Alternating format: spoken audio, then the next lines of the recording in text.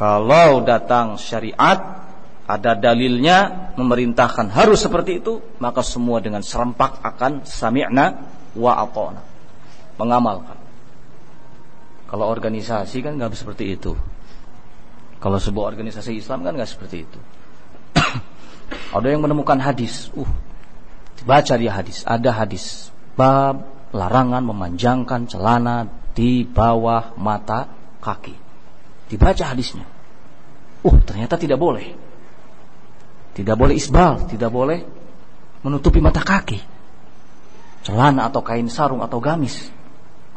Lapor akhirnya kan, saya menemukan hadis ini, bagaimana? Diamalkan atau tidak? Kata pimpinannya, nggak usah. Kita dari dulu sampai sekarang nggak ada istilah seperti ini. Ini hadis kan umum. Ada hadis yang lain. Ya, ini hadis hanya umum sifatnya. Yang benar kalau kamu sombong baru kena. Kalau kamu tidak sombong, insya Allah tidak apa. Akhirnya yang menemukan hadis tadi nggak bisa mengamalkan hadisnya, dibodohi. Merdeka apa tidak? Merdeka atau tidak? Tidak merdeka, dijajah kamu mengamalkan agama ini kalau kamu ikut organisasi. Ya. Dijajah kamu, nggak punya kebebasan. Padahal apa yang ditemukan itu betul-betul hadis Rasulullah SAW yang sahih. Nggak bisa mengamalkan. Kalau kemudian memaksakan diri untuk mengamalkannya, bisa-bisa dipecat kamu.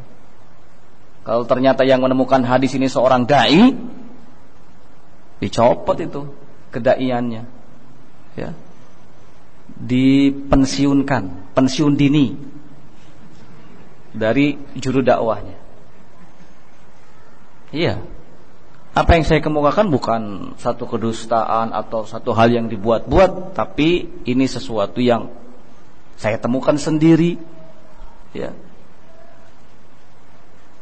Di mana seseorang walhamdulillah bitaufikillah hadir di majelis, padahal sebagai salah satu dai dari sebuah organisasi Islam.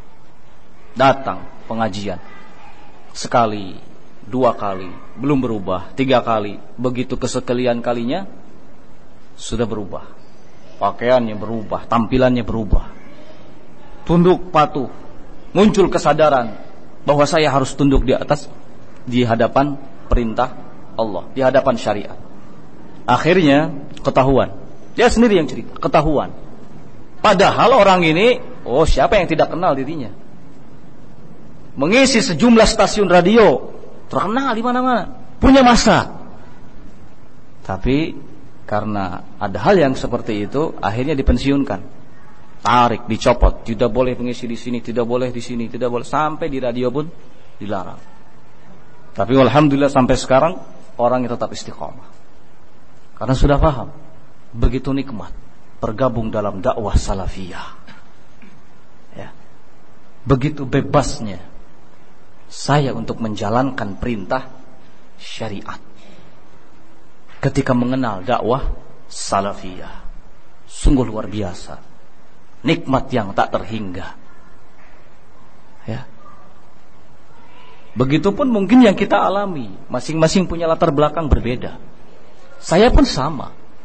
Boleh jadi pada awalnya dalam keadaan bimbang, dihantui oleh keraguan, ketakutan, kecemasan.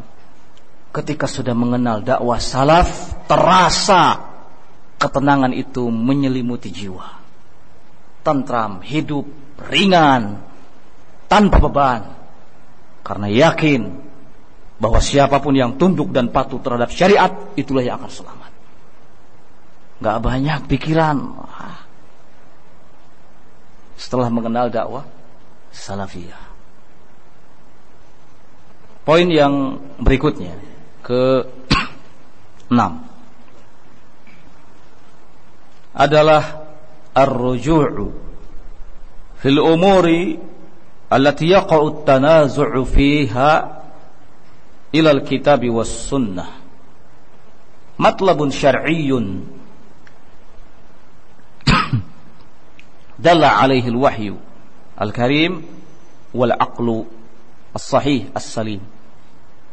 Kama qala Allah subhanahu wa ta'ala, fa in tanaza'tum fi syai'in farudduhu ila Allah war rasul